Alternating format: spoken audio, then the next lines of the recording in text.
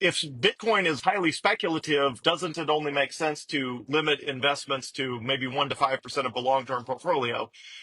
I actually consider Bitcoin to be one of the least speculative things in the world.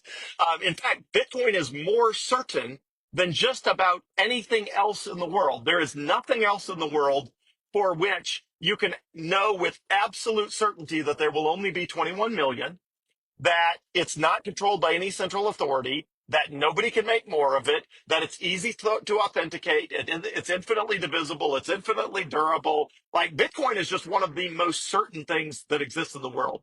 So what I tell most people, and first, this is not financial advice, tax advice, legal advice, or any sort of advice. This is just what I would do. If I was in most people's situation, I would probably have 20% to 30% of my net worth in Bitcoin. Again, not 1 to 5%, but probably 20% to 30%. With the logic being, it's not completely unimaginable that something bad would happen with Bitcoin, but, 20 or 30% in the, 1 in 100, 1 in 1,000, 1 in 10,000 chance something horrible happens with Bitcoin, that is not completely unrecoverable to still have 80, 70% to 80% of your wealth and have to rebuild the rest of it. So if I were most people, I would have 20 or 30% of my net worth in Bitcoin, knowing just what I think I know about what I would be doing if I were most people who had done a lot of research.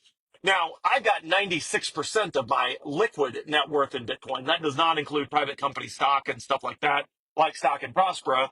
But I've got 96% of my liquid net worth. So I'm obviously way, way, way, way, way, way, way higher than 20% or 30%.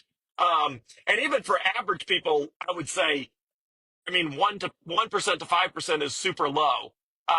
Again, even for the average people I know who have studied Bitcoin a lot, they're getting into that probably 20% to 30% range, relatively quickly. And again, because Bitcoin only feels super speculative if you haven't researched it a ton.